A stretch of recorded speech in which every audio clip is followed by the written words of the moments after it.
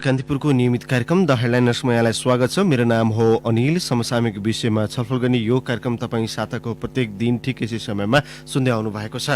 कार्यक्रममा आज हामी सरकारले जारी गरेको नीति तथा कार्यक्रमको प्रभावकारिता, आगामी बजेट, खास गरी कोभिड-19ले अर्थतन्त्रमा पारेको प्रभाव लगायतका विषयमा केन्द्रित भएर अर्थविद डाक्टर अच्युत वाग्लेसँग कार्यक्रममा आज हामी कुराकानी गर्दैछौँ। कार्यक्रम सुन्दै जाँदा आजका अतिथिसँग तपाईँलाई पनि कुनै प्रश्न वा जिज्ञासा सोध्न मन लागेमा हाम्रो स्टुडियोको टेलिफोन नम्बर 55414905, टेलिफोन नम्बर पुनः एकपटक 55414905 मा राख्न सक्नुहुन्छ। सदा चाहिँ आज पनि दोहोऱ्याउँछु, कार्यक्रममा उठिसकेका प्रश्नलाई कृपया नटिपाउनुहोला। कोरोनाले विश्व अर्थतन्त्रलाई आक्रान्त बनाउँदैछ। मुलुक कोभिड-19बाट त जोखिममा छ। मुलुकको समग्र आर्थिक गतिविधि यतिखेर ठप्प छ। उद्योग, व्यवसाय, कृषि क्षेत्रहरू पनि ठप्प छन्। मुलुकभित्र र बाहिर गरी लाखौंले रोजगारी गुमाइसकेका छन् भने मुलुकको आय स्रोत ठप्प भएको छ।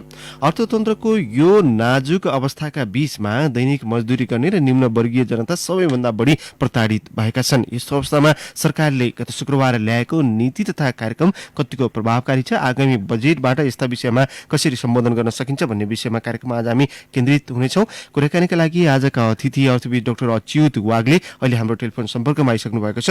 डाक्टर वाग्ले, नमस्कार, स्वागत छ तपाईँलाई कार्यक्रममा। धन्यवाद अनिलजी। कोभिड-19ले आक्रान्त बनाएको मुलुकको अर्थतन्त्रलाई जोगाउन नीति तथा कार्यक्रम कतिको प्रभावकारी छ? अब मैले संजोग होला आज नै प्रकाशित कान्तिपुरमा एक लाइनको टिप्पणी गरेको छु। अब यसको गुणवत्ताका बारेमा चाहिँ नि सायद चर्चा परिचर्चा नगरौँ होला, के हुनु पर्थ्यो भन्ने बाटोमा यो बहसलाई लैजानु ठिक होला। किनभने अहिले सरकार चाहिँ कसैका विवेकका कुरा, के हुनु पर्थ्यो भन्ने कुरा सुन्ने मानसिकतामा त थिएन नि। जनताले जुन हदसम्मको दुःख भोगेका छन्, त्रासको वातावरण छ, मानवीय सङ्कटको अवस्था छ, संसारभरि नै छ, हामी कहाँ पनि छ। हामी कहाँ अझ धेरै अव्यवस्थाका कारणले, शासकीय अक्षमताका कारणले, समय अभावका कारणले परिस्थिति ज्वालामुखीको मुखमा बसेको चाहिँ नि एउटा पत्थरको जस्तो भएको छ। कुनै पनि बेला विस्फोट भयो भने त्यो लाभाले उछिट्याएर लैजाने जस्तो। त्यो कुरालाई भित्रैदेखि काहीँ न काहीँ मनन गरिनु पर्थ्यो। त्यसको अर्थ चाहिँ अहिले समस्या के हो, सम्भावना के हो, ती सम्भावनाहरू पनि अल्पकाल र दीर्घकालमा के हुन सक्छन्, हाम्रो स्रोतलाई ती सम्भावनाहरूसँग कसरी समायोजन गरेर लैजान सकिन्छ भनेर हेर्नु पर्थ्यो। अब यसमा पहिलो दृष्टिकोणले हेर्दाखेरि अहिले राजनीतिक संवैधानिक मुद्दाहरूमा अल्झिराख्नु पर्ने जरुरी नै थिएन। किनभने अहिले चाहिँ सरकारले लोकतन्त्रको परिभाषा सुनाएर अथवा संविधानले कहीँ पनि उल्लेख नगरेको कम्प्रिहेन्सिभ डेमोक्रेसीको अभ्यासमा छौँ भन्ने कुराले अब अरू सामान्य अवस्थामा भए त्यही राजनीतिक बहस हुन्थ्यो होला। अलिकति यो नीति तथा कार्यक्रममै फोकस भइदिनु होला भन्ने मेरो अपेक्षा हो। होइन, नीति तथा कार्यक्रमकै कुरा गर्दैछु। तपाईँलाई म 11 नम्बर बुँदाको कुरा गर्दैछु। सरकारले के भन्यो भने हामी कम्प्रिहेन्सिभ डेमोक्रेसीमा छौँ भन्ने वर्ड हाल्यो। त्यो भनेको अहिलेसम्म हाम्रो संविधानले कहीँ कम्प्रिहेन्सिभ डेमोक्रेसीलाई चिनेको छैन। अब अहिलेको मुख्य समस्या भनेको स्वास्थ्य सङ्कट हो। स्वास्थ्य सङ्कट चाहिँ राज्यको प्रमुख प्राथमिकता हुनेछ भनेर 37 नम्बर बुँदामा लगेर उल्लेख गरे। खास गरी म तपाईँलाई के विषय डाक्टर वाग्ले, तपाईँको वरिपरि रेडियो खुलेको छ त्यहाँ? छैन, अलिकति आवाज हिको आइरहेछ। त्यही भएर जस्तो अब सबै अस्पतालमा महामारीको उपचार गर्ने भनिएको छ, वडा स्तरसम्ममा स्वास्थ्य सेवा पुर्याउने भनिएको छ, बाँझो जमिनमा खेतीलाई प्रोत्साहन गर्ने किसिमका केही लोकप्रिय कार्यक्रमहरू पनि छन्, स्थानीय तहसम्मै रोजगारी सिर्जना गर्ने समृद्धिका लागि विभिन्न कार्यक्रमहरू ल्याइएको छ। यी सकारात्मक पाटोहरू पनि छन् नि, होइन? अब यहाँ उल्लेख गरेका कारणले तिनै प्राथमिकताहरू हुन् भनेर तपाईँलाई लाग्छ भनेदेखि त अब मैले यसमा भन्नु केही पनि कुरा छैन। तर अहिले मैले देख्दाखेरि कम्तीमा अहिले सङ्कटकालको नीति तथा सङ्कटपूर्ण अवस्थाको नीति तथा कार्यक्रम, सङ्कटकाल भन्दाखेरि इमर्जेन्सीको अर्थ लाग्ला राजनीतिक, त्यस्तो होइन, असजिलो परिस्थितिको जुन नीति तथा कार्यक्रम हो त्यो चाहिँ नि एकदम निश्चित रूपले 4वटा बुँदाहरूमा केन्द्रित हुनु पर्थ्यो। त्यो चाहिँ नि अहिलेको स्वास्थ्य समस्या र अहिले सरकारले चाहँदा पनि के कारणले ती समस्याहरूलाई समाधान गर्न सकिराखेका छैन। त्यसमा चाहिँ नि यो कोरोना संक्रमणलाई रोक्ने, संक्रमण भएकाहरूको उपचार गर्ने र खास गरी विदेशमा अलपत्र परेका, सीमामा अलपत्र परेका जो मान्छेहरू अव्यवस्थित बसोबासका कारणले कोरोना संक्रमणको त परै जाओस्, उचित पौष्टिक आहार पनि नपाएर कोरोनाका कारण मर्नुपर्ने अवस्था जुन सिर्जना भएको छ, यो पहिलो हेल्थ इमर्जेन्सीको सिचुएसन हो। त्यसलाई सम्बोधन गर्ने अब 6 महिना 8 महिनापछि हेल्थ पोस्टमा कहाँ बेड थपिन्छ होइन। अहिले चाहिँ नि जुन राज्य संयन्त्र छ, सङ्घीय, प्रादेशिक र स्थानीय तहको, खास गरी स्थानीय तहसँग सहकार्य कसरी गर्ने भन्ने प्रष्ट नीति ल्याउन सक्नु पर्थ्यो। भर्खरै स्पेनमा एउटा चाहिँ नि रिसर्च आयो कि के भनियो भनेदेखि सुरुदेखि नै स्थानीय सरकारहरूसँग समन्वय गरेर स्वास्थ्य सेवालाई राम्ररी परिचालित नगरिदिएको कारण नै स्पेनमा त्यत्रो ठुलो जनसङ्ख्या चाहिँ को क्षति हुन पर्यो। हिजो तपाईँ नेपालगञ्जको नरेनापुरको घटना हेर्नुभयो भनेदेखि त्यहाँको संक्रमण चाहिँ नि त्यहाँ क्वारेन्टाइन भनेर राखेका ठाउँमा फैलिने सम्भावना, त्यहाँबाट अरू ठाउँमा फैलिने सम्भावना बढेर गयो। राज्यको व्यवस्था, त्यहाँको स्थानीय तहका सरकारहरू भागे, त्यसमा कसैलाई जानकारी भएन भनेपछि पहिलो प्राथमिकता र एउटै प्राथमिकता पहिलो बुँदै त्यहाँबाट सुरु हुनु पर्थ्यो। दोस्रो भनेको चाहिँ नि अब यो नीति तथा कार्यक्रमकोले यो लकडाउन खोल्ने योजनाको अहिले तत्कालका लागि 5 खोल्ने भने चाहिँ अहिले भोलिदेखि खुल्यो भनेर होइन, यो 4-5 महिनामा कुन खालका उद्योगहरूलाई कसरी परिचालित गरेर लिएर जानुपर्छ र खास गरी साना तथा मझौला उद्योगहरू जुन छन्, ती साना तथा मझौला उद्योगहरू अहिले एकदमै कारोबार बन्द जसरी भएको छ त्यसरी फेरि खोल्न सक्ने अवस्थामा, बैंकको ऋण छ भने बैंकको ऋण बुझाउन सक्ने अवस्थामा छैनन्।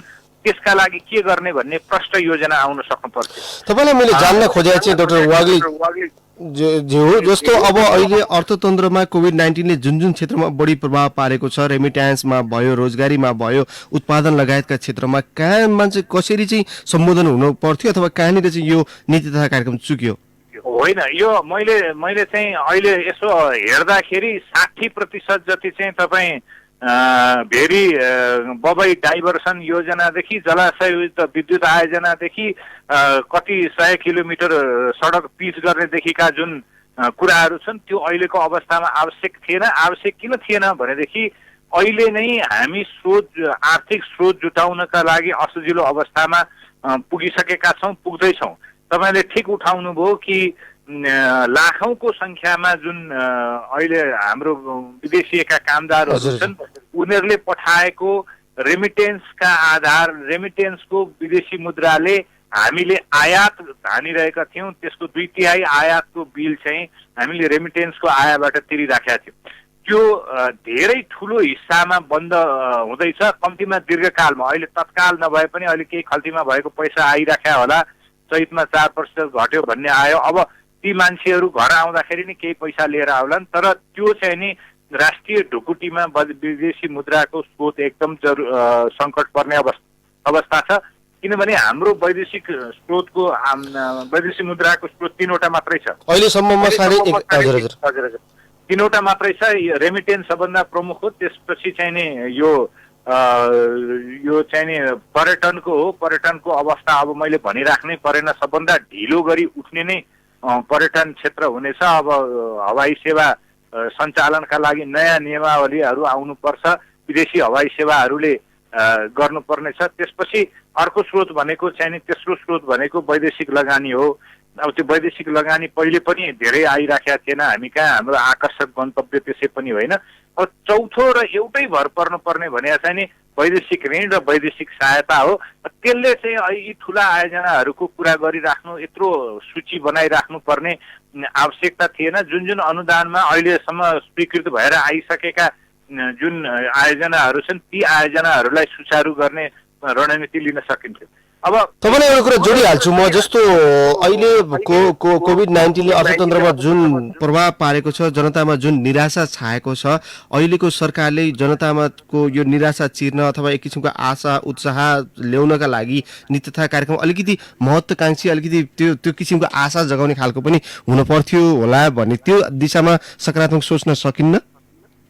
होइन, अब यसमा अहिलेसम्म मैले तपाईँलाई अलि धेरै 1-1.5 महिना पहिलेदेखि पनि के भनेको छु भने यो कोभिड सुरु हुने बित्तिकै जुन सङ्कट नेपालमा देखा पर्यो त्यतिखेरै स्वास्थ्य क्षेत्रमा चाहिने केन्द्रित रहेर रोजगारी र खास गरी भोकमरी अहिले सहरमा नयाँ खालका नचाहँदा चाहिँ मागेर खानुपर्ने मान्छेहरूको ठुलो जमात निस्केको छ। तपाईँले हेर्नुभयो होला, राहत बाँडेको ठाउँमा हिजो चाहिँ आफ्नै कमाइले स्वाभिमानपूर्वक चाहिँ कमाएर खाएका राम्रै लुगा लगाएका मानिसहरू पनि लाइन लागेर चाहिँ नि पाकेको भात दाल बाँडेको ठाउँमा लाइन लाग्नुपर्ने परिस्थिति छ भनेदेखि यो मानवीय सङ्कट पनि हो र त्यसका लागि सरकारले खास गरी बजेटको र मौद्रिक नीतिको पहिले नै पुनरावलोकन गरिसकेर नयाँ कार्यक्रमहरू घोषणा गरिसक्नु पर्थ्यो। अब अहिलेसम्म गरेन। यो नीति तथा कार्यक्रमले प्रष्टसँग 4वटा कुरालाई भन्न सक्नु पर्थ्यो। हामीले यो जुन चाहिने सङ्क्रमण नियन्त्रणका लागि जुन तहबाट खर्च हुन सक्छ, स्थानीय तहदेखि स्थानीय अस्पतालहरूदेखि निजी क्षेत्रका अस्पतालहरूलाई के सुविधा चाहिएको त्यो भोलिदेखि लिएर जानुस् र सेवा सुरु गर्नुस्। त्यसका लागि खर्च चाहिँ नि अब कोभिडकै सेवा सुरु गर्ने हो भने पनि त्यसको खर्चको 20% 25% कति सरकारले बिहोर्न सक्छ, निजी अस्पतालहरूले पनि गर्ने। राम्रो काम गर्ने स्थानीय निकायहरूलाई यहाँको आदेश तामेलीको निकाय बनाउने होइन, आफ्नै निर्णयले आफ्नै व्यवस्थापनले गर्नुहोस्। तपाईँहरूले सुरुमा जुन कन्ट्राक्ट ट्रेसिङमा राम्रो काम गर्नु भएको छ, पहिलो कुरा त्यो हुनुपर्छ। दोस्रो कुरा चाहिँ नि जुन यो रोजगारी खतम भएर मानिसहरू भोकै पर्ने अवस्था जुन छ, सङ्क्रमण पछिको पहिलो प्राथमिकता अहिले भोक नियन्त्रणको हो।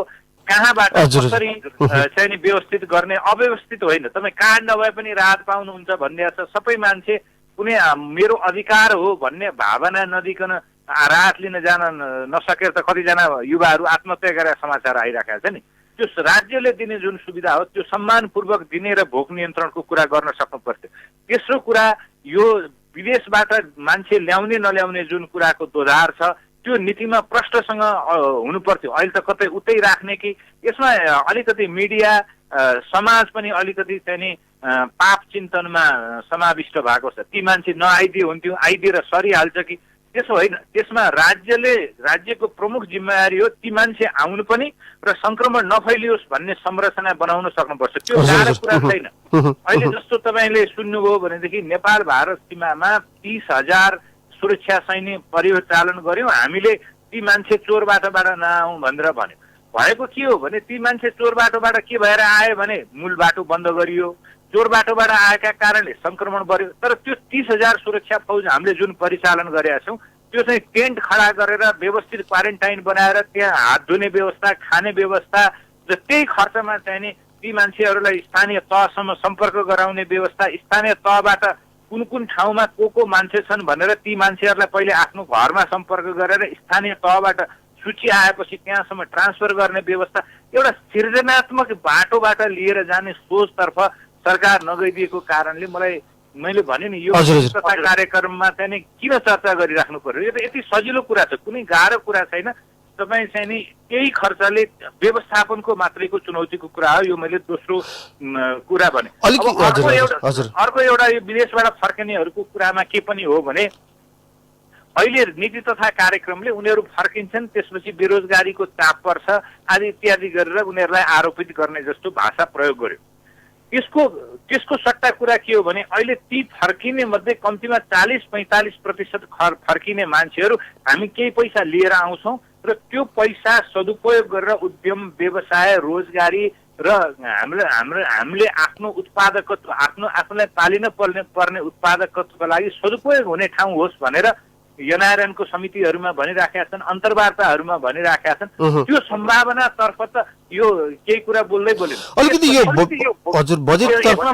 यसमा भन्न दिनुहोस्। अर्को कुरा के हो भनेदेखि अब पनि सरकारले दुईटा कुरामा ख्याल गरेन भनेदेखि अब उनीहरूलाई ल्याउने नल्याउने कुरामा दुविधारहित ढङ्गले ल्याउनुपर्छ, कसरी व्यवस्थापन गर्ने हो, ती देशहरूसँग के नेगोसिएट गर्नु पर्यो। तर यहाँ आइसकेपछि उनीहरूको सिपको प्रोफाइलिङ गरेर, नेपाल छिरेको दिन के सिप लिएर आएका छन् प्रोफाइलिङ गरेर त्यो सिपको एगेन्स्टमा फाइनान्सिङ गरेर रोजगारी दिने एउटा। अर्को चाहिँ हामीले विदेशी धेरै कामदारहरूलाई योजनाहरूमा, कृषिमा धेरै कामदारहरू चाहिँ धेरै ठाउँमा लगाइराखेका छौँ। ती फर्केर आउने कामदारहरूको सिपका आधारमा निर्माणमा हुन्छ कि अरू कुन कुन क्षेत्रमा हामीले चाहिँ धेरै जसो चाहिँ बाहिरबाट आउने कामदारहरूले विस्थापित गरेको अवस्था थियो, त्यसलाई चाहिँ एउटा अवसरका रूपमा लिने, तेस्रो कृषिको आधुनिकीकरणलाई अवसरका रूपमा लिने कुरा छँदैछ। त्यसमा पनि धेरै कन्जुसीपूर्ण कुराहरू भएको छ। त्यो यो नीति तथा कार्यक्रमले उदात्त भागले भन्नुपर्ने। तपाईँ सायद के सोध्दै हुनुहुन्छ, तर एउटा कुरा के जोडिहालौँ भने वित्तीय प्रणालीको, ब्याङ्क तथा वित्तीय प्रणालीको बारेमा सरकार असाध्य यो हाम्रो सम्पत्ति होइन, हाम्रो कुरा होइन भन्ने जसरी प्रस्तुत भएको छ। त्यसको कारण के हो भनेदेखि अहिले झन्नै 85% भन्दा बढी चाहिँ वित्तीय प्रणालीमा बैंक तथा वित्तीय संस्थाहरू निजी क्षेत्रका छन्। हिजो चाहिँ निजी क्षेत्रले नाफा मात्रै खायो भन्ने हिसाबले सोच्न नसकिने होइन, सरकारले त्यसरी सोच्न त्यो विषय पनि हामी खास गरी मैले तपाईँलाई जोड्न खोजे चाहिँ यो अर्थतन्त्रमा जुन किसिमको प्रभाव परिरहेछ अहिले, जसरी चाहिँ अब खास गरी ठ्याक्कै भन्ने हो भने अब बजेटै कुन आधारमा बनाउने, बजेटको संरचनागत रूपमै समस्या होला। जस्तो यस अगाडि वैदेशिक सहायता, आन्तरिक ऋण जे भनिन्थ्यो, यी सबै संरचना परिवर्तन गर्नुपर्ने बेला छ। अहिले कर पनि पर्याप्त मात्रामा उठ्न सकेको छैन, आगामी कर कसरी बनाउने भन्ने विषय पनि अन्यलमै छ। यस्तो अवस्थामा बजेटको संरचना चाहिँ कस्तो होला र कस्तो के विषयलाई बढी चाहिँ केन्द्रित गर्नु पर्ला बजेटले? अब जहाँसम्म स्रोतको कुरा छ, निश्चय नै हाम्रो भन्सारलाई जस्तो अहिले उद्योग धन्दा बन्द भएको हुनाले अन्तःशुल्क लगायतका राजस्व, खास गरी अब बैङ्कहरूले पनि अब नाफा घटेपछि सरकारलाई बुझाउने जुन कर हो, सबै क्षेत्रको बाट यो आय घट्ने सम्भावना छ। तर नेपालको अर्थतन्त्रको आकारका हिसाबले र हामीले चाहिँ नि जुन ग्रामीण अर्थतन्त्रको संरचना छ त्यसलाई थोरै मात्रै नगद परिचालन गरिदिँदाखेरि पनि खास गरी कृषिसँग जोडिएका साना मझौला उद्योगहरू, घरेलु कुटीर उद्योगहरू बौरिएर आउन सक्ने सम्भावना छ, बिउतिएर आउन सक्ने सम्भावना छ। त्यो सम्भावनालाई हेर्नु पर्यो। अर्को कुरा चाहिँ महत्त्वपूर्ण कुरा के हो भने हामीले अहिलेको अवस्थामा जसले जति नै कुरा गरे पनि निर्भर गर्नुपर्ने ऋणमै हो। त्यो ऋणको पनि अरू जत्रा चाहिँ अर्थतन्त्रहरू छन्। हाम्रो आन्तरिक ऋण, खास गरी सार्वजनिक समग्र ऋण चाहिँ नि अहिले 30-32% कुल गारस्थ उत्पादनको हाराहारीमा छ, जसले हामीलाई फिस्कल स्पेस दिएको छ। अलिकति धेरै गाह्रो हुँदैन। तर मुख्य कुरा चाहिँ नि तपाईँको स्रोत जुटाउन, अब विदेशी संस्थाहरू, IMF, वर्ल्ड ब्याङ्क, ADB, अहिले अब IIBN, चीन, भारत जस्ता ठुला छिमेकीहरू छन्। उनीहरूले सानो अंश मात्रै चाहिँ नि सहयोग गर्दाखेरि पनि हामीलाई चाहिँ हामी अब अहिलेकै नीति तथा कार्यक्रम जस्तो ल्याएर सरसार गरौँ, राजनीतिक रूपले लोकप्रिय हौँ भनेर भन्यो भनेदेखि त अब दाताहरूको विश्वास पनि कति हुन्छ। स्रोतको कमी चाहिँ हुन्छ कि हुँदैन?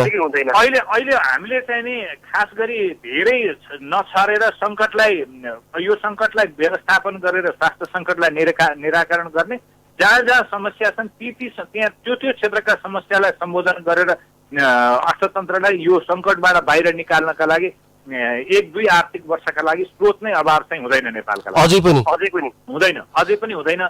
तर त्यसका लागि 3टा कुरा अपरिहार्य छ: सरकारको विश्वसनीयता, सरकारको खर्च क्षमता र पारदर्शिता। अब तपाईँ त्यो भने चाहिँ सरकारको विश्वसनीयता भने चाहिँ सरकारले अहिलेको यो नीति तथा कार्यक्रम चाहिँ संसारलाई देखायो भने लोक हाँस्ने अवस्था छ कि अब अहिले तपाईँ जलाशययुक्त योजना बनाउन सक्नुहुन्छ कि अर्को नयाँ परिकल्पनाको चाहिँ $20 अर्ब अर्को चाहिँ नि यो के अरे 1 खर्ब $1 खर्ब 1.5 खर्ब 2 खर्ब नेपाली रुपियाँको योजना सुरु गर्न सक्नुहुन्छ। कहाँबाट श्रमिक ल्याउनुहुन्छ, कसरी परिचालन गर्नुहुन्छ, कति लामो यो सङ्कट जान्छ भन्ने कुरा गफ दियो भने पत्याउँदैनन्। सरकारले आफ्नो अल्पकालीन र दीर्घकालीन भिजन त बनाउनु पर्यो नि, यसमा किन आपत्ति? कार्यान्वयन भयो भने त राम्रै हो होइन र भने? आपत्ति होइन, अल्पकालीन नै चाहिँ नि यो अहिलेको एउटै सम्भावना के हो भने तपाईँले जति विकासका कुरा गरे पनि स्वास्थ्य पूर्वाधार र स्वास्थ्य सेवालाई केन्द्रबिन्दुमा राखेर भएको स्रोतलाई खर्च गर्न सकियो भनेदेखि अर्थतन्त्रको आर्थिक वृद्धि पनि हुन्छ। नभएदेखिको समस्या हाम्रो निरन्तर भइराखेका समस्या के हो भने हामी धेरैवटा भिजन बनाएर त्यसमा बजेट छुट्याउँछौँ।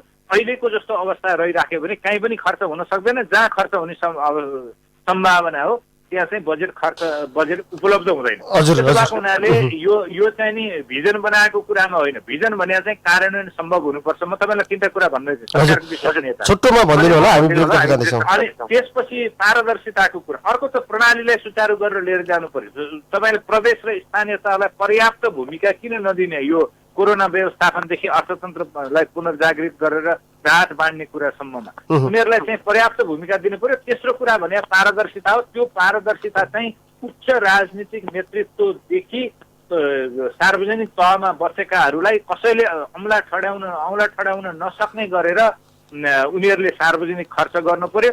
अहिले नै स्थानीय तहको कति ठाउँमा ओभरबिलिङ गरेर राहत दियो भन्ने कुरा आइराखेको छ। त्यो चाहिँ माथिबाट भएको स्वास्थ्य सामग्री खरिदका प्रकरणसम्ममा भएको भ्रष्टाचारको सिको, यो त आपत भनेको कमाउने बेला रहेछ भनेर जुन सिको भएको छ त्यसलाई नियन्त्रण गरेर लिएर जान्छ।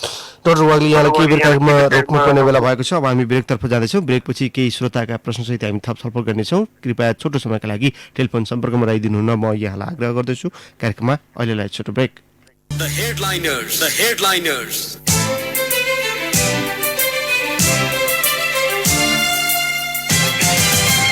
ब्रेकपछि कार्यक्रममा यहाँलाई पुनः स्वागत छ। कार्यक्रममा आज हामीले सरकारले ल्याएको नीति तथा कार्यक्रमको प्रभावकारिता, खास गरी आगामी बजेट र कोभिड-19ले मुलुकको अर्थतन्त्रमा पारेको प्रभाव लगायतका विषयमा केन्द्रित भएर छलफल गरिरहेका छौँ। अर्थविद डाक्टर अच्युत वाग्ले हुनुहुन्छ आज हामीसँग। डाक्टर वाग्ले, यहाँलाई पुनः स्वागत छ कार्यक्रममा। धन्यवाद। धेरै श्रोताले प्रश्न टिप्नु भएको छ। अब तपाईँलाई म श्रोताको प्रश्नतर्फ लिएर जान चाहेँ। नगेन्द्र प्रसाद लामिछानेले सोध्नु भएको छ धनकुटाबाट, उत्पादकत्व, सेवा लगायतका क्षेत्रलाई अझै प्रभावकारी बनाउन चाहिँ के गर्नु पर्ला भनेर सोध्नु भएको छ। यसको एकदम सामान्य कुरा के हो भने अहिले चाहिँ नि नेपालमा जुन क्षेत्रमा आफ्ना कच्चा पदार्थहरू र श्रम उपयोग हुन सक्ने क्षेत्रहरू छ, धेरै हदसम्म कृषि उपजको चाहिँ आयात प्रतिस्थापन हुन सक्ने क्षेत्रहरू छ, त्यसका लागि सरकारले उदारतापूर्वक नगद हस्तान्तरणको व्यवस्था गर्न जरुरी छ, नगद प्रोत्साहनको व्यवस्था गर्न जरुरी छ। किनभने अब धेरै ऋणमा चलेका ती साना व्यवसायीहरू पनि अब सङ्कटमा छन्। 2-3 महिनामै उनीहरूसँग चालु पुँजी सकिने अवस्था छ। र अहिले नेपालले जति नै कुरा गरे पनि ठुला औद्योगिक उत्पादनहरूलाई सुचारू गर्नका लागि समस्या छ। केही क्षेत्र बाहेक, जस्तो सिमेन्ट जस्ता क्षेत्रहरू बाहेक अरू कच्चा पदार्थ आयात गरेर गरिने उत्पादकत्व बढाउन असिलो छ। र खास गरी सेवा र यो साना तथा मझौला उद्योग जसको चाहिँ नि कच्चा पदार्थ र श्रम नेपालमै उपभोग छ, तिनीहरूलाई प्राथमिकता दिन्छ। नरोत्तम ढकालले सुन्नु भएको छ इटहरीबाट, खेमचन्द्र ओस्तीले धनकुटाबाट, चन्द्र राईले सिराबाट सुन्नु भएको छ। उहाँहरूको एउटै आशयको प्रश्न छ। सांसद क्षेत्र विकास कोषको रकम अहिलेको महामारी नियन्त्रणमा खर्च गर्न सकिन्छ कि सकिँदैन, अथवा यो रकम खारेज गरे हुन्छ कि हुँदैन? नीति तथा कार्यक्रममा अहिले पनि दलहरूमा फरक धारणा देखिएको छ। यस्तो अवस्थामा यो महामारीबाट बचाउन चाहिँ के गर्नु पर्ला भनेर सोध्नु भएको छ। सांसद विकास कोषबाट जोड्नु भएको छ उहाँले। नीति तथा कार्यक्रममा मितव्ययिताको बारेमा कुनै उल्लेख्य कुरा छैन। बजेटको मितव्ययिताको बारेमा जुन अहिलेको आवश्यकता थियो, र मितव्ययिताको हिसाबले राजनीतिक साङ्केतिक हिसाबले पनि संघीय सांसद र प्रादेशिक सांसदहरूले समेत यो जुन सांसद विकास कोषको खर्च गरिराखेका छन्, अहिलेको जटिलतम परिस्थितिमा दिन सकिँदैन, दिन हुँदैन भनेर राजनीतिक दलहरूले पनि एक स्वरमा र यो चाहिँ सरकारहरूले पनि एक मतका साथ त्यो हिम्मत गर्न सक्नु पर्थ्यो। अब त्यो चाहिँ नि हिम्मत देखाउने राजनीतिक अवस्था, राजनीतिक प्रतिबद्धता सरकारले देखाउन सकेन। अझ पनि बजेट ल्याउन बाँकी छ। यसमा सबै राजनीतिक दलहरू, सत्तारूढ लगायतका सबै राजनीतिक दलहरू र खास गरी विधि बनाउन आएका विधायकहरूले पनि सकारात्मक ढङ्गले सोच्नुपर्छ। भनेको यो चाहिँ ल्याउनु हुँदैन भन्ने हो तपाईँहरूको? हुँदैन, यो खारेजै गर्नुपर्छ। म त यसको कुनै पारदर्शिता बिना योजना आएको बेलादेखि नै यो पद्धति होइन। उनीहरूको मुख्य जिम्मेवारी विधायकहरूको त विधि बनाउने हो, कानुन बनाउने हो र यो मुलुकलाई कसरी उन्नत बनाउने भन्ने हो। हातमा पैसा लिएर योजनाका लागि बाँड्ने हिजो चुनावमा धेरै खर्च भयो, कहीँबाट त्यसको अलिअलि 10% खर्च गरेर नगरेदेखि त अर्कोचोटि चुनाव लड्न सकिँदैन भन्ने मानसिकताले दोषित हुनुभयो। अम्बिका प्रसाद कोइरालाले सुन्नुभएको छ कानेपोखरी मोरङबाट, श्याम खतिवडाले सुनचरी इन्द्रवाबाट, मुकुन्द प्रसाद अधिकारीले गोठाटारबाट, प्रकाश थापाले सुन्नुभएको छ धापा खेलबाट र नवीन शर्माले बकुण्डोलबाट। उहाँहरू सबैको उस्तै उस्तै आशयको प्रश्न छ। युवा स्वरोजगार विदेशबाट रोजगारी गुमाएर नेपाल फर्किने युवालाई आगामी बजेट मार्फत कस्तो कार्यक्रम ल्याउनु पर्ला, उत्पादकत्व वृद्धि चाहिँ कसरी हुन्छ सरकारको नीति तथा कार्यक्रमबाट भन्ने आशामा छ उहाँहरूको प्रश्न। अब यो जहाँसम्म युवा स्वरोजगार, प्रधानमन्त्री रोजगार योजना जति पनि कार्यक्रमहरू छन् त्यो कार्यक्रमहरूलाई अब एकत्रित गरिनुपर्छ र सबै खालका चाहिने जुन रोजगारीका कार्यक्रम र उत्पादकताका कार्यक्रमहरू छन् तिनीहरूलाई सरकारले सघाउनुपर्छ र सघाउने आधार चाहिँ यदि रोजगारी सिर्जना गर्ने उद्योगहरू हो भनेदेखि कतिजनाको रोजगारी सिर्जना गरेछ त्यो आधारमा सरकारले आर्थिक सहायता, ऋण सहायता, मौद्रिक नीति र बजेट मार्फत जे सुविधा दिने हो दिनुपर्छ र उद्योगहरूको हकमा चाहिँ उत्पादनको आधारमा उद्योग स्थापना भयो, फलानु दलको फलानु नेताले उद्योग स्थापना गर्यो भनेर होइन, उत्पादन के गरिराखेको छ र त्यो उत्पादन भइसकेपछि अब त्यसलाई सपोर्ट प्राइस भन्न सकिएला अथवा उत्पादनका आधारमा अनुदान भन्न सकिएला, उत्पादन निर्यात पनि मूलक हो भनेदेखि त्यसमा थप प्रोत्साहन दिन सकिएला, उत्पादन र रोजगारी सिर्जनाका आधारमा नगद प्रोत्साहनको व्यवस्था गर्नुपर्छ। त्यो नै उत्पादकताका लागि पनि रोजगारी सिर्जनाका लागि पनि उपयुक्त बाटो हो। अघि मैले भने अहिले जुन विदेशबाट फर्किने चाहिने युवाहरू छन् ती युवाहरूलाई चाहिँ नि युवाहरूसँग भएको सिपको प्रोफाइलिङ त्यो चाहिँ नि रेकर्ड कसको कोसँग के सिप छ, कुन क्षेत्रमा कुन सिप लिएको मान्छे पुग्दैछ र त्यो सिप र अवसरलाई जुटाइ जोड दिने काम चाहिँ नि राज्य संयन्त्रले गर्नुपर्छ र स्रोत जुटाउने काम मौद्रिक नीतिले वित्त प्रणालीले गर्नुपर्छ। अघि मौद्रिक नीतिको बारेमा म भन्दै थिएँ, तपाईँले रोक्नुभयो। कुरा के हो भने अब यो जुन 85% निजी क्षेत्र तथा बैंक तथा वित्तीय संस्थाहरूले सञ्चालन गरेको वित्तीय संरचना छ त्यसलाई चाहिँ सरकारले दण्डित गर्ने भन्दा त्यो दबावमा नआओस् र त्यसबाट जुन लिक्विडिटी तरलताको परिचालित भएर उत्पादकत्वलाई सहयोग होस् भन्ने कुरामा चाहिँ सरकार एकदम सकारात्मक भएर नीति ल्याउनुपर्छ। त्यो बजेट, फिस्कल पोलिसी र मोनेटरी पोलिसी, मौद्रिक नीति दुवैमा प्रतिबिम्बित। अन्त्यमा आइसकेका छौँ, तपाईँले पनि महत्त्वपूर्ण विषयमा चाहिँ जोड दिएर बोल्नुभयो। के तपाईँलाई लाग्छ यो सरकार निजी क्षेत्रलाई दबाउन उद्धत छ भन्ने लाग्छ तपाईँलाई? अब अहिले यो राजनीतिक आरोप प्रत्यारोपको चाहिँ नि यो अवस्था होइन। अब अहिले चाहिँ राज्यको भूमिका बढी निश्चय नै खोजिएको बेला छ। त्यसो भएको हुनाले अब निजी क्षेत्रले पनि धेरै चाहिँ यो गर्न नसक्ने कामहरूमा राज्यलाई दबाब दिनु हुँदैन। तर सकारात्मक कुरा चाहिँ के हो भने जति पनि रोजगारी सिर्जना भएको छ संरचनाहरू, बैंकिङ, नेपालको चाहिँ हवाई उड्डयन, यातायात, शिक्षा, स्वास्थ्यमा जुन मात्रामा चाहिँ निजी क्षेत्रको लगानी, बैंकिङ प्रणाली जुन मात्रामा निजी क्षेत्रको लगानी भएको छ ती चाहिँ नि नेपाली अर्थतन्त्रका महत्त्वपूर्ण खम्बाहरू हुन् र तिनीहरूलाई सँगै परिचालित गरेर लिएर जाँदा मात्रै नेपालको उत्पादन बढ्छ, रोजगारीका अवसरहरूलाई कायम राख्न सकिन्छ र अर्थतन्त्रलाई सरकार त यो कोभिड छ भनेर लकडाउन मात्रै निर्णय गरेर बसिराख्न सक्ला, तर निजी क्षेत्रको त उद्योग चलाउनु पर्ने, भोलि चाहिँ नि त्यो उद्योग ऋण तिर्नु पर्ने पनि जिम्मेवारी भएको हुनाले उनीहरू बढी सजगताका साथ काम गर्छन्। त्यो उनीहरूको सबल पक्षलाई सम्मान गरेर सरकारले नीति बनाएर नीति र बजेट दुईटै लिएर आउनु आवश्यक छ। डाक्टर वाग्ले कार्यक्रममा समय दिनुभयो, आफ्नो विचार राखिदिनु भयो, यहाँलाई धेरै धेरै धन्यवाद। धन्यवाद। हवस् त आजका लागि कार्यक्रमको समय यही सकिएको छ। कार्यक्रममा आज हामीले सरकारले जारी गरेको नीति तथा कार्यक्रमको प्रभावकारिता, आगामी बजेट र खास गरी कोभिड-19ले अर्थतन्त्रमा पारेको प्रभाव लगायतका विषयमा केन्द्रित भएर अर्थविद डाक्टर अच्युत वाग्लेसँग कुराकानी गर्यौं। कार्यक्रममा प्रश्न टिप्पणी र सुनेर साथ दिने तपाईँ श्रोतालाई धेरै धेरै धन्यवाद। फरक प्रसंग र अतिथि लिएर कार्यक्रममा भोलि हामी फेरि आउनेछौँ। आज कार्यक्रमबाट न्यूज डेस्कका सबै सहकर्मी सहित प्राविधिक साथी नवराज भण्डारी र सागर खड्का सहित म अनिल परियार बिदा माग्छु। नमस्कार।